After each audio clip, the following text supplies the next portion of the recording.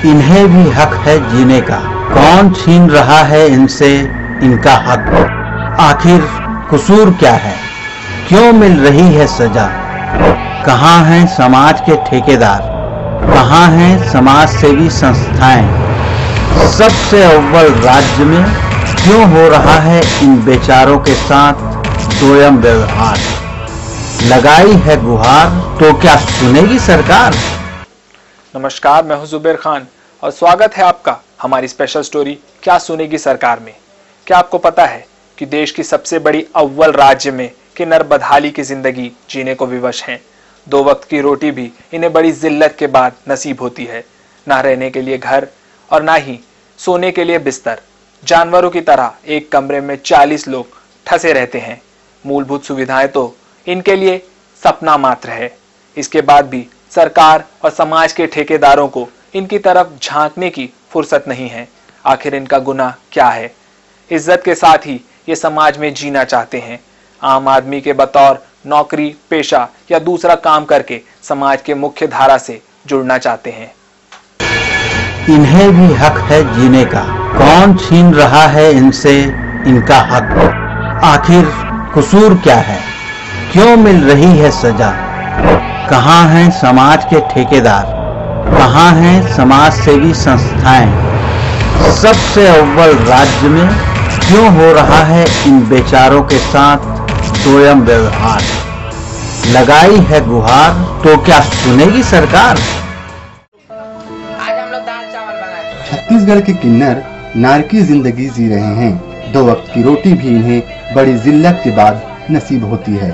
रहने की भयंकर समस्या के चलते एक कमरे में 40 लोग ठस कर रहते हैं। जिंदगी को सम्मान से जीने की आस में राज्य के मुखिया से गुहार लगाई गई है।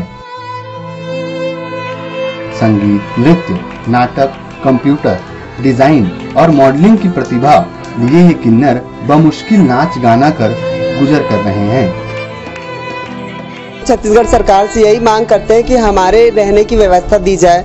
रोजी के लिए हम कब तक ट्रेनों पे जाएंगे मांगने के लिए। आज लोग हमको ताना कसते हैं, तुम लोग को कोई काम नहीं देता क्या, तुम लोग गाड़ी पे मांगने आते हो। ये सारी बातें हम लोग से जिल्लत के अनुसार कहा जाता है, पूछा जाता है। तो हम नहीं चाहते कि हम गाड़ी पे जाए मांगने के लिए। यही हमारी सरकार से गुजारिश है कि हमें रोजी दे, घर दे, रहने के लिए काम दे, ताकि हम भी इज्जत के साथ काम करें आज और हम भी लोगों के सामने आए कि हम कुछ कर रहे हैं। लोगों को ये दिखाना चाहते हैं कि हम भी कुछ कर सकते हैं। तो हमें आज अपने आज़ादी से जीना चाहते हैं, खुल के जीना चाहते हैं, ना कि एक बंधन में किसी तरह बंध के रहना चाहते हैं।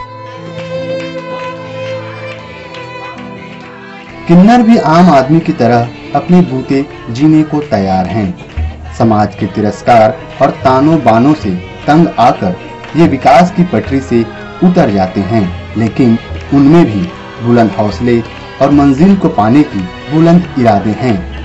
इतिहास के पन्ने पलटें तो भी इनका उल्लेख मिलता है।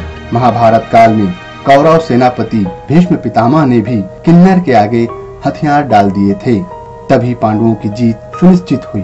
अमेरिका जैसे शक्तिशाली देश में किन्नरों को सेना में भर्ती किया जा रहा है। बिहार, दक्षिण भारत और दूसरे प्रदेशों में भी इनका लोहा माना गया है। मध्य प्रदेश में भी किन्नर शबनम मौसी दबंग विधायक रहीं। बिहार में बैंकों और गैर सरकारी संगठनों की ऋण वसूली किन्नर ही करते हैं। आंध्र प्रदेश में इन्हें पेंशन और दूसरी सुविधाएं दी जा रही हैं। कई ऐसे मेरी फ्रेंड हैं जिन लोग मतलब ब्यूटी पार्लर का कोर्स किए हुए हैं। उन लोग कढ़ाई, बुनाई, मेकअप जानते हैं। कई लोग हैं जो मॉडलिंग सिखा सकते हैं, बता सकते हैं। और कई लोग ऐसे हैं जो रसोई का काम बहुत अच्छे से जानते हैं। कई लोग ऐसे हैं जिन लोग गार्डनिंग का काम बहुत अच्छे से जानते हैं।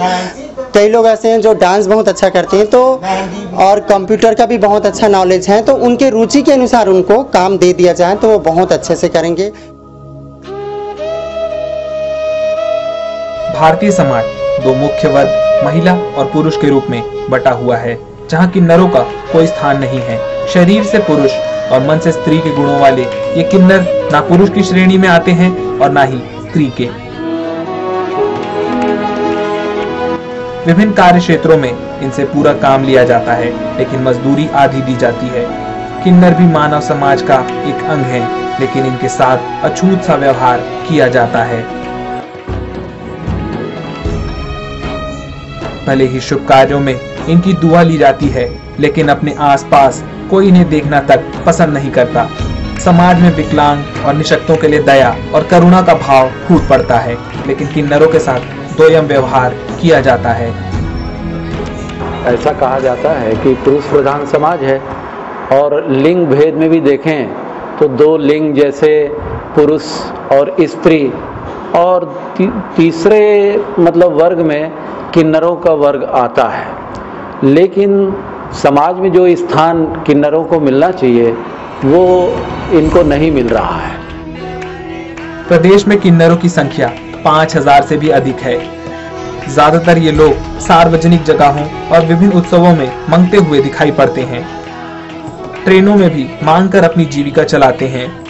शिक्षा संस्थानों में भी इन्हें तिरस्कार भरी नजरों से देखा जाता है और आए दिन के ताने से तंग आकर ये पढ़ाई छोड़ देते हैं।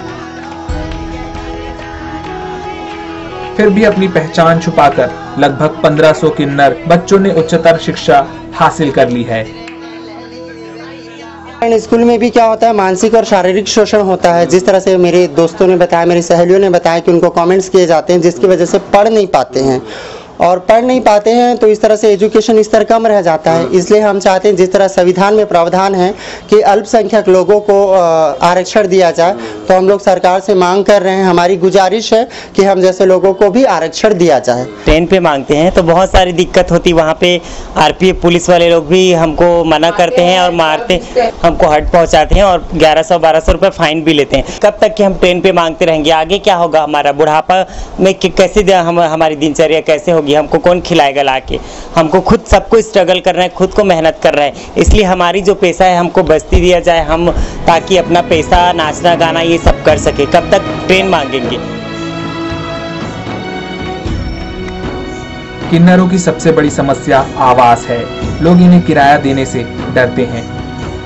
परिवार में भी सम्मान नहीं मिलने के कारण ये अपना घर छोड़ने मजबूर हो जाते हैं और ज्यादातर समूह में ही रहते हैं। समूह में रहकर ये अपने को सुरक्षित महसूस करते हैं, क्योंकि अकेले देखकर इन्हें कोई भी अपना शिकार बना लेता है। बेहाली और खाना बदोशी छोड़कर किन्नर भी आम आदमी के कदम से कदम मिलाकर चलने तैयार है। समाज की मुख्य धारा से जुड़कर इज्जत की जिंदगी जीने बेताब है। जरूरत है समाज के सोच और बर्ताव को बदलने की। किन्नर भी समाज में ही पैदा होता है और समाज अपने ही अंश के साथ भेदभाव करता है।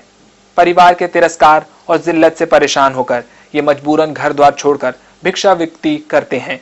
प्रदेश के मुखिया से उन्होंने गुहार लगाकर व्यवस्थापन की मांग की है।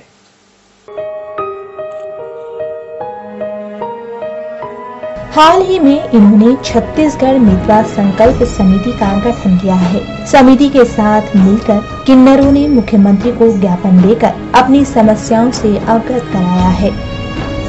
उन्होंने रोजगार के साधन, कम दरों पर आवास, शिक्षा और स्वास्थ्य की पृथक व्यवस्था की मांग की है।